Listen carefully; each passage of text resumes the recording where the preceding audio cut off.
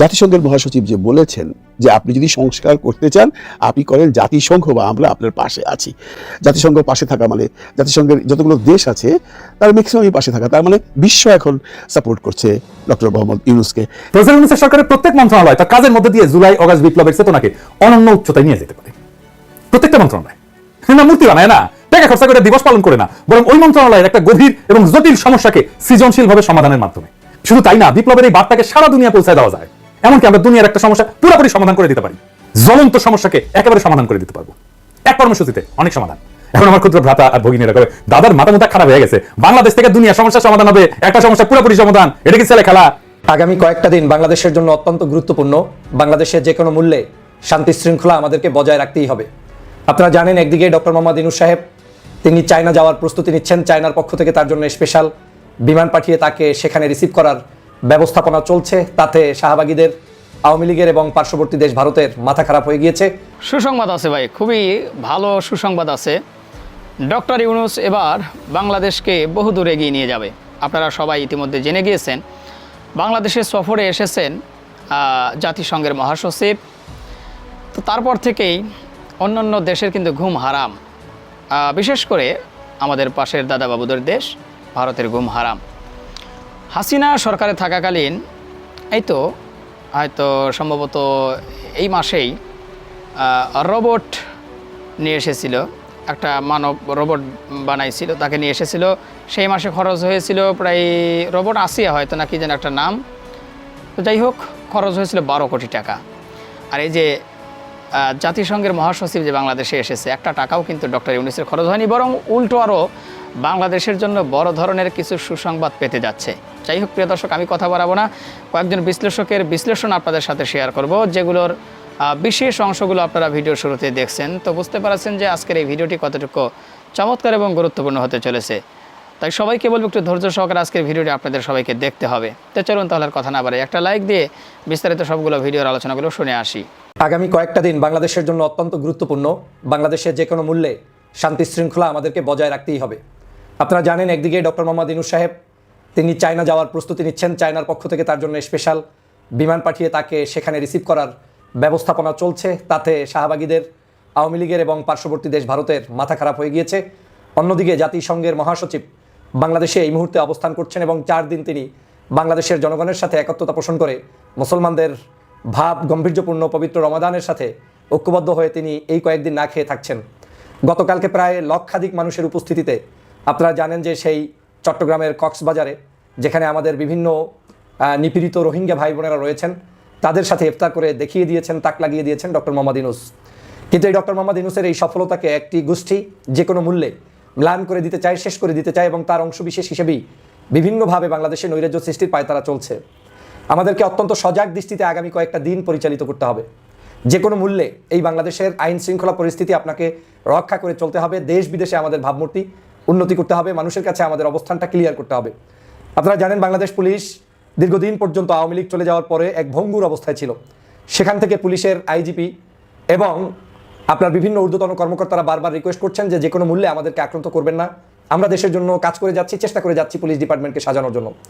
আমার বিশ্বাস police department ইতিমধ্যে আগের চেয়ে অনেক বেশি ইমপ্রুভ করেছে এবং তারা সঠিক পথে দেশকে পরিচালনার জন্য সরকারের হাতকে শক্তিশালী করতে ভূমিকা পালন করছে বলে আমি এখন পর্যন্ত আশাবাদী। যে কোনো কাজেই আমাদের এখন সরকারের সহযোগিতা করা উচিত, সরকারকে সহযোগিতা করা উচিত। যে কোনো মূল্যে দেশকে এগিয়ে নিয়ে যেতে হলে আইন শৃঙ্খলা সব কিছু সরকারের মাধ্যমে নিয়ন্ত্রণ করা উচিত। আমাদের ব্যক্তিগত উদ্যোগে, আমাদের মাধ্যমে কোনো কিছুতে, কোনো জায়গায় অ্যাকশনে, সেটা আপনার দৃষ্টিতে দেখতে ভালো হলেও যাওয়া উচিত নয় বলে আমি ব্যক্তিগতভাবে মনে করি। কারণ এই দেশটা এভাবে যদি আপনি একজন আরেকজন, অন্যজন আরেকজন এভাবে করে রাষ্ট্রের ইনভলভমেন্টে চলে যান, তাহলে রাষ্ট্র কাঠামো ধ্বংস হয়ে চলবে। আমি আপনাদের কাছে আজকের এই ভিডিওতে করজোর অনুরোধ করবো যে কোনো মূল্যে কোনো উস্কানিতে আপনারা পাড়া দিবেন না, কোনো উস্কানিতে না। উস্কানিটা দেখতে মনে হবে ভালো, উস্কানিটা দেখতে মনে হবে আপনার কাছে অনেক দেশপ্রেমিক বক্তব্য, কিন্তু একটা দেশপ্রেমিক বক্তব্য সাজানো উস্কানিতেও যে রাষ্ট্রের কত বড় ধাক্কা লাগতে পারে, ক্ষতির কারণ হতে পারে, সেটা আপনাকে অনুধাবন করতে হবে। আমি আপনাদেরকে কিঞ্চিত স্মরণ করিয়ে দিতে চাই, চীন সফরকে কেন্দ্র করে কিন্তু পার্শ্ববর্তী দেশ বসে নেই। তারা কিন্তু যে কোনো মূল্যে বাংলাদেশে সংঘাত, নৈরাজ্য তৈরি করবে এবং সেটা তারা ইতিহাসগতভাবেই অভ্যাস। এবং এই চীন সফরের সময়টা কিন্তু বাংলাদেশের জন্য শাসকদের বিভিন্ন সময় বিভিন্নভাবে গিয়েছে, খুব একটা ভালোভাবে যায়নি কিন্তু অনেক সময়। যেমন দেশনেত্রী বেগম খালেদা জিয়া যখন চীন সফরের ছিলেন সেই সময় কিন্তু 64 জেলায় বোমা হামলার কার্যক্রম করেছিল একটি ষড়যন্ত্রবাদীরা, এবং তারা কিন্তু সেটাই সফলও হয়েছিল। তারা জঙ্গিবাদ প্রমাণ করার জন্য একযোগে সারা বাংলাদেশে এই অপকর্মটি করেছিল। তারপরে আপনি দেখেন শেখ হাসিনা যখন এই কয়েকদিন আগে চীন সফরে গিয়েছেন, চীন সফর থেকে কিন্তু তিনি খালি হাতে ফেরত হওয়ার পরই তার কিন্তু বাংলাদেশ থেকে বিতাড়িত হয়েছে, বাংলাদেশ থেকে তাকে চলে যেতে হয়েছে। এখন কিন্তু এই মুহূর্তে ডক্টর মোহাম্মদ ইউনূস সাহেবের চীন সফর অত্যন্ত গুরুত্বপূর্ণ।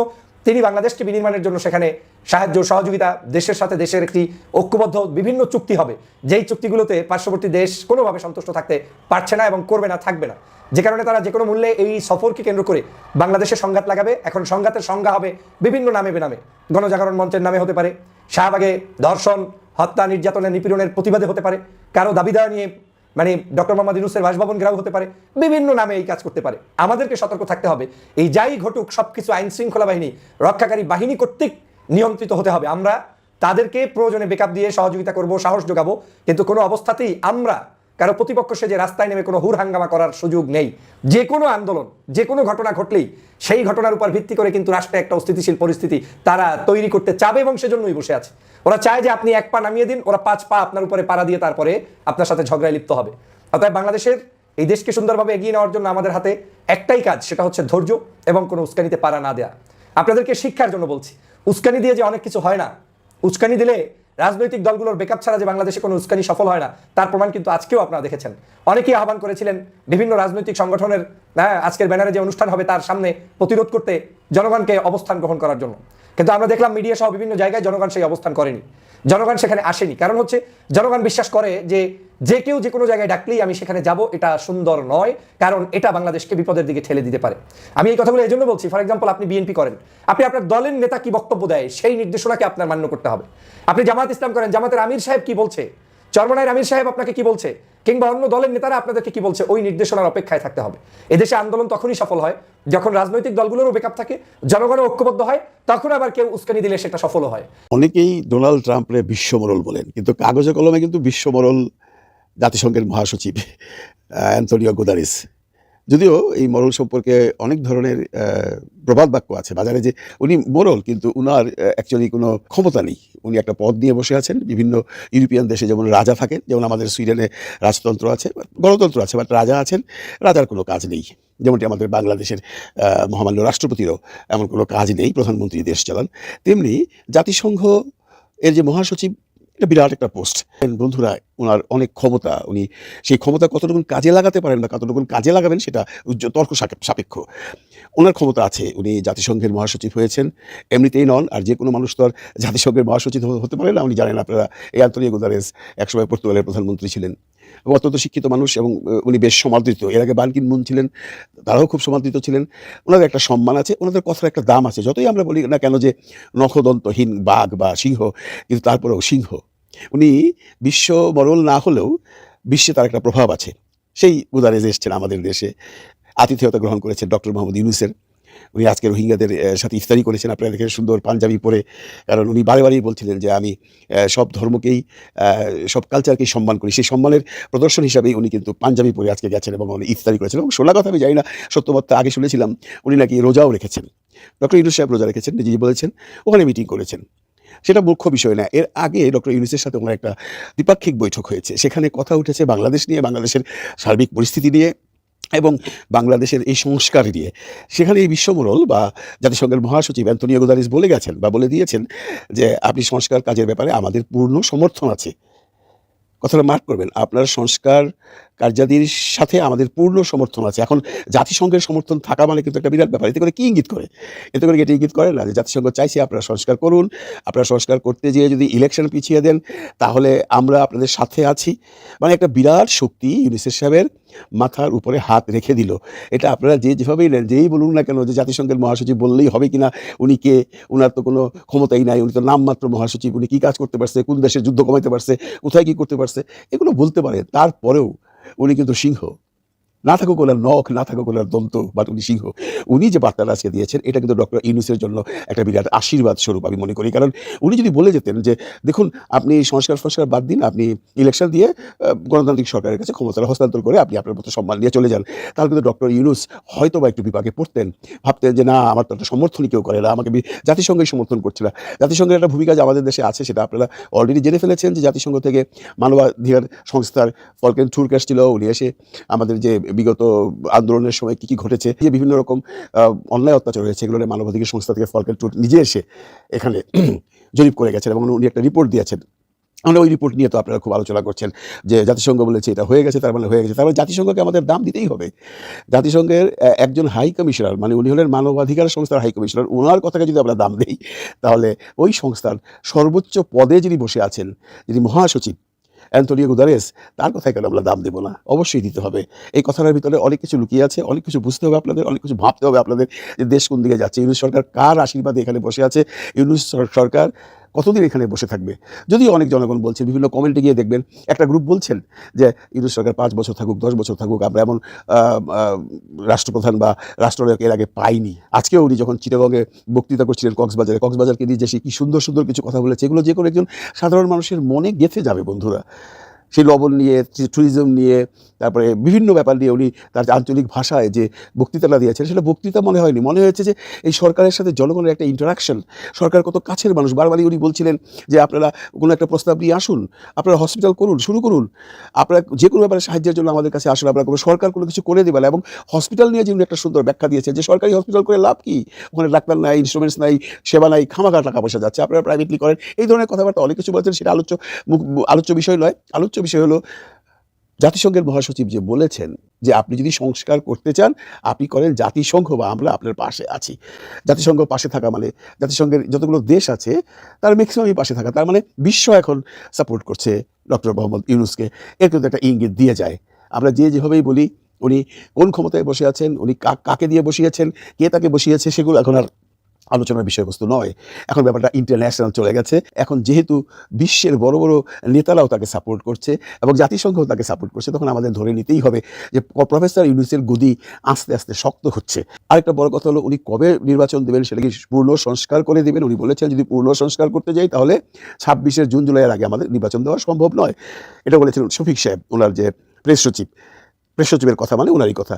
আর যদি আপনারা অর্ধেক সংস্কার চান তাহলে ডিসেম্বরে নির্বাচন দেওয়া সম্ভব। এদিকে বিভিন্ন পার্টিরা বলছেন, বিভিন্ন দলরা বলছেন যে আপনারা রোড ম্যাপ দিন। আমার মনে হয় এখন রোড ম্যাপও চলে আসবে, যেহেতু এই যে মহাসচিব মহোদয় এসছেন, ওনার সাথে কথার পর প্রফেসর ইউনূসের প্ল্যানিংগুলো টোটালি চেঞ্জ হয়ে যাবে। সেটা আমরা হয়তো আগামী 2-3 দিনের মধ্যেই দেখতে পাবো উনি কোন পথে চলছেন। উনি কি ডিসেম্বরে ইলেকশন দিবেন না জুন 26-এ দিবেন, সব কিছু ডিপেন্ড করবে সামগ্রিক পরিস্থিতির উপর। আমরা চিৎকার করলেও কোনো লাভ নেই, আমরা বললেও কোনো লাভ হবে না। উনি একটা এইম নিয়ে, একটা গোল নিয়ে উনি যাচ্ছেন এবং সেই গোলে যাওয়ার সময় সে যে বলটা নিয়ে যাচ্ছেন তার যে আশেপাশের খেলোয়াড়রা সবাই তাকে সাপোর্ট দিচ্ছে। প্রফেসর ইউনূসের সরকারের প্রত্যেক মন্ত্রণালয় তার কাজের মধ্যে দিয়ে জুলাই অগাস্ট বিপ্লবের চেতনাকে অনন্য উচ্চতায় নিয়ে যেতে পারে। প্রত্যেকটা মন্ত্রণালয় না মূর্তি বানায় না, টাকা খরচা করে দিবস পালন করে না, বরং ওই মন্ত্রণালয়ের একটা গভীর এবং জটিল সমস্যাকে সৃজনশীলভাবে সমাধানের মাধ্যমে। শুধু তাই না, বিপ্লবের এই বার্তাকে সারা দুনিয়া পৌঁছায় দেওয়া যায়। এমনকি আমরা দুনিয়ার একটা সমস্যা পুরোপুরি সমাধান করে দিতে পারি, জ্বলন্ত সমস্যাকে একেবারে সমাধান করে দিতে পারবো এক কর্মসূচিতে। অনেক সমাধান। এখন আমার ক্ষুদ্র ভ্রাতা আর ভগিনীরা কবে দাদার মাথা মুথা খারাপ হয়ে গেছে, বাংলাদেশ থেকে দুনিয়ার সমস্যার সমাধান হবে, একটা সমস্যা পুরোপুরি সমাধান, এটা কি ছেলে খেলা বললেই এলো? তাহলে আসেন দেখি। আমি আজকে দেখাবো একটা পরিকল্পনা স্বাস্থ্য মন্ত্রণালয় নিয়ে। যথেষ্ট সময় আছে পরিকল্পনা বাস্তবায়ন করার জন্য। আমাদের টাকাও খরচা হবে না, বরং আমরা টাকা পাবো। শুধু টাকা পাওয়া না, আমরা সারা দুনিয়া একটা পজিটিভ ব্র্যান্ডিং করতে পারবো বাংলাদেশের এবং বিপ্লবের। কিভাবে আসেন সেটা দেখি। বিশ্ব স্বাস্থ্য সংস্থা বলে আমাদের সারা বছর 8 লক্ষ ইউনিট রক্তের দরকার হয় এবং তারা বলে যে গুড প্র্যাকটিস হচ্ছে যে 70% রক্ত যেটা দরকার সেটা আত্মীয় স্বজনদের মধ্যে থেকে নেওয়াটা ভালো। এটা পরামর্শ দেয় বিশ্ব স্বাস্থ্য সংস্থায়। আর বাকিটা ভলান্টারি ব্লাড ডোনেশন থেকে সংগ্রহ করা হয় সারা দুনিয়াতেই। তার মানে 2.5 থেকে 3 লাখ ইউনিট ভলান্টারি ডোনেশন থেকে জোগাড় করতে হয় বাংলাদেশে। মেডিকেল ছাত্রদের সংগঠন আছে সন্ধানী, এই কাজটা করে। আবার বিশ্ব স্বাস্থ্য সংস্থায় বাংলাদেশ প্রসঙ্গে জানাচ্ছে যে একটা সুসংগঠিত রক্ত সঞ্চালন ব্যবস্থা বাংলাদেশে তৈরি হয় নাই। এটা আমার কথা না, বিশ্ব স্বাস্থ্য সংস্থার কথা। তাইলে আমরা একটা জাতীয় সমস্যার কথা জানলাম। এইটার সমাধান কিভাবে বিপ্লবের সাথে মিলায় আমরা করতে পারি। আমাদের কপাল ভালো, আমাদের রক্তের যা দরকার তা আমরা পাই, দেশের মধ্যে থেকেই পাই। আমাদের আমদানি করতে হয় না। কিন্তু দুনিয়ার কি অবস্থা? সারা দুনিয়ায় রক্তের চাহিদা 30 কোটি ইউনিটের একটু বেশি, সাপ্লাই কত? 27 কোটি ইউনিট। এবং বলা হচ্ছে যে 195টা দেশের মধ্যে 119টা দেশে 61% দেশ তাদের পর্যাপ্ত রক্তের সাপ্লাই নাই। এই দেশগুলো কোনগুলো? এগুলো দরিদ্র দেশ। এবং এই রক্তের দরকার পড়ে কাদের? শিশুদের এবং মায়েদের, গর্ভবতী মায়েদের। তার মানে সারা দুনিয়ায় 3 কোটি ইউনিটের রক্তের চাহিদা আছে যা পূরণ হয় না। লাগে কাদের? আমরা দেখলাম যে দারিদ্র পীড়িত শিশুদের, গর্ভবতী মায়েদের মারা যায় তারা ধুকে ধুকে রক্তের অভাবে। আমরা এই সমস্যার পুরো সমাধান করে দিতে পারবো কিভাবে? আসেন দেখি। আমরা আগামী 16 জুলাই বেলা 3টা, যেই মুহূর্তে আবু সাইদ শহীদ হয়েছিল, সেই মুহূর্ত থেকে 5ই আগস্ট বেলা 11টা পর্যন্ত, যখন হাসিনা পলাইলো, সেই মুহূর্ত পর্যন্ত সারা দেশে রক্তদান কর্মসূচি চালাবো। নাম হবে বিপ্লবের রক্তরাঙা উপহার। রক্তের ব্যাগে থাকবে আবু সাইদের প্রসারিত 2 হাতের ছবি, আর 2 ভাষায় লেখা থাকবে বিপ্লবের সংক্ষিপ্ত ইতিহাস ওই রক্তের ব্যাগে। একটা বাংলা আর একটা ফ্রেঞ্চ। আমার সৌজন্যে বাংলাদেশে শুধু তরুণের সংখ্যা 4.5 কোটি। আমরা কম করে হলো 3 কোটি ইউনিট রক্ত সংগ্রহ করতে পারবো। তরুণরাই তো শুধু দেবে না, তার চেয়ে বেশি বয়সীরাও দেবে। সবাই উৎসব করে রক্ত দিতে যাবে। রক্ত দিয়ে সে নিজেকে কানেক্ট করবে 24-এর বীর যোদ্ধার শহীদদের সাথে। সে মনে করবে সে নিজেকে মহাজীবনের সাথে যুক্ত করছে। সেই মহাজীবন, যে মহাজীবন আমাদেরকে মুক্তি দিচ্ছে, যে মহাজীবন বিপ্লবের মাঠে, বিপ্লবের রাজপথে বীরের মতো লড়াই করছে, জীবন দিছে, আহত হয়েছে। একটা জাতীয় পুনর্জাগরণ হবে প্রত্যেক বছরে ঠিক বিপ্লবের সময়গুলোতে। এমনিতেই নানা অনুষ্ঠান কর্মসূচি হবে এই সময়টা জুড়ে। স্বাস্থ্য মন্ত্রণালয়ের এই কাজটা একটা সম্পূর্ণ ভিন্ন মাত্রা দেবে এই সময়টাকে। আমরা বিশ্ব স্বাস্থ্য সংস্থাকে বলবো আমাদের টেকনিক্যাল অ্যাসিস্ট্যান্স দাও। আমরা বলবো আমরা রক্ত সংগ্রহ করে দিচ্ছি, সংরক্ষণ করার ব্যবস্থা করে দাও, ক্রায়োপ্রিজার্ভেশন করার ব্যবস্থা করে দাও। এত লার্জ অ্যামাউন্ট রক্ত ক্রায়োপ্রিজার্ভেশনের জন্য অনেক লজিস্টিক্স লাগবে। বিশ্ব স্বাস্থ্য সংস্থা আগায় আসবে আগ্রহ করে এই কাজটা করে দেওয়ার জন্য, কারণ সারা দুনিয়ার সমস্যার সমাধান হয়ে যাবে। রক্তের এক্সপোর্টের রেগুলেশন আছে অনেক, আমরা বিশ্ব স্বাস্থ্য সংস্থাকে কাজে লাগাই, এই রেগুলেশনগুলো আমরা ইমপ্লিমেন্ট করতে পারবো। আমরা টাইম পেলাম অনেক এই সব কিছু করার জন্য। আমাদের তরুণদের একটা চেক আপ হয়ে যাবে, কারণ রক্ত দেওয়ার আগে একটা চেক আপ করতে হয় ম্যান্ডেটরি। কি কি?